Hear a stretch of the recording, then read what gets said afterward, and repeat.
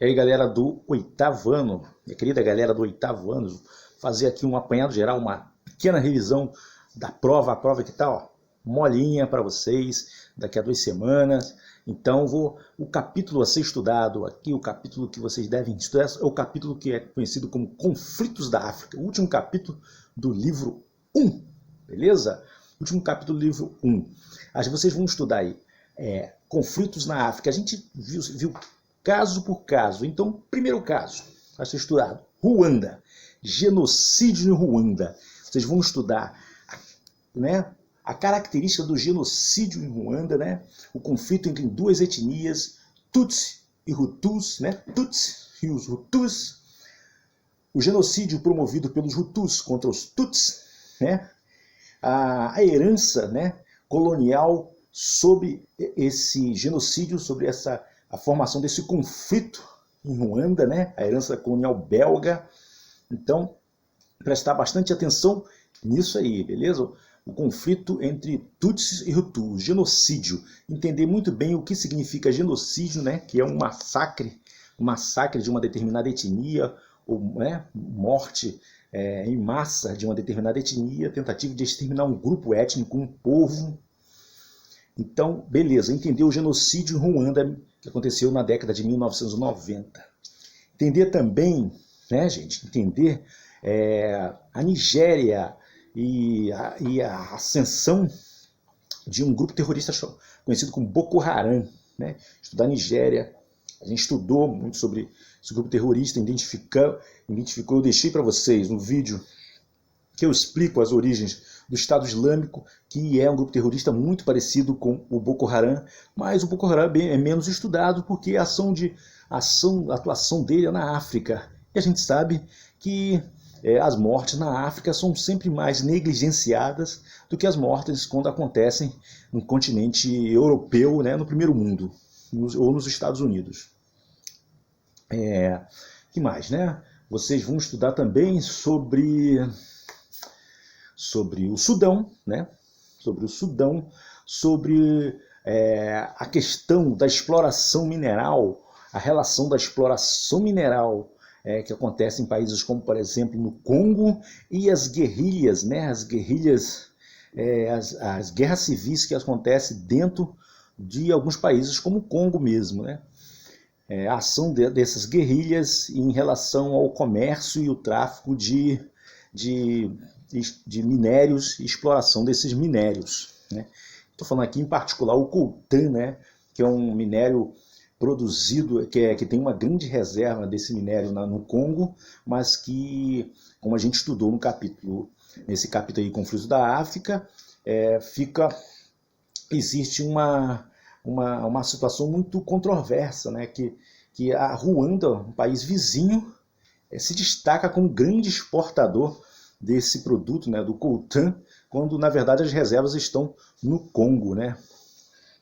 Então, possivelmente, Ruanda, né, consegue esses produtos para exportação através de um contrabando com as milícias do Congo, trocando, né, esse coltan com, de repente, armas ou até dinheiro para financiar a guerra civil no leste do Congo. E o coltan, né? Para que serve o coltan? Esse que eu estou segurando aqui um celular, utiliza, né, celular, notebooks, utilizam como matérias para construir componentes eletrônicos, né, resistentes, esse elemento químico, né, que é o coltan. Esse minério, na verdade, que é o coltan. Que mais a gente pode passar? África do Sul, não pode esquecer, galera, não esqueçam de estudar a África do Sul e o Apartheid, né, aquele regime terrível que segregava a população negra nos bantustões, né?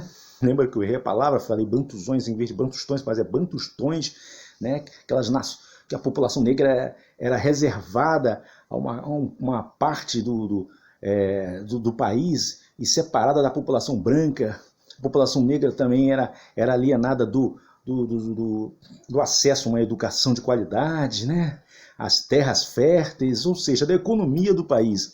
A população negra só servia mesmo como mão de obra barata e era proibida por lei, né, a frequentar lugares onde os brancos frequentavam, né? Isso é o apartheid. Então o apartheid era promovido por lei, ele se tornou oficial mesmo no período da década de 1940 e durou até 1990. O apartheid não foi aceito com facilidade pela população negra, né? Eles resistiram.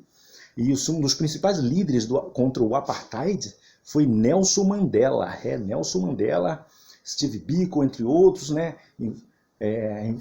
Participando do Congresso Nacional Africano, lutaram contra o apartheid. Mandela ficou preso e sua prisão e posteriormente sua libertação foi associada à luta pelo fim do apartheid, né? O grito Mandela Free, liberte Mandela. Então a gente vai estudem o apartheid, estudem as causas do fim do apartheid, né?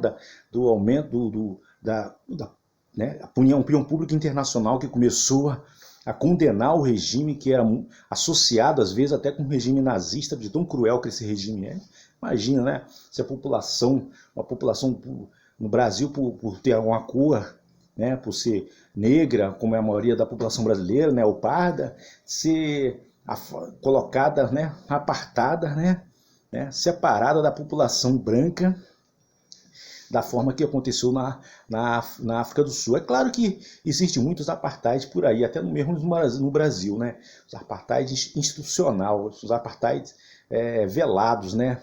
Mas um apartheid mesmo estipulado em lei, né? Aconteceu na África do Sul e também, né, algo semelhante nos Estados Unidos até 1960, pelo menos, né? As chamadas leis Jim Crow, que em alguns estados dos Estados Unidos, né, lá a lei dos estados, proibiam que negros tivessem acesso aos mesmos lugares que os brancos, ônibus, restaurantes, praças e até universidades e escolas eram separadas. Os negros não podiam participar das escolas dos brancos, que eram as melhores, e dos negros, as escolas públicas bem, né, precárias.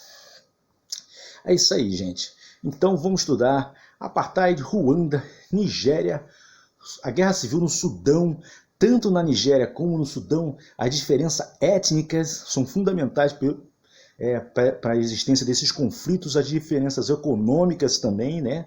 Do Sudão do Norte ao Sudão do Sul, na parte norte da Nigéria, na parte do sul, né? A ligação dos grupos terroristas na Nigéria com o Islã. Qualquer coisa que vocês precisarem, né?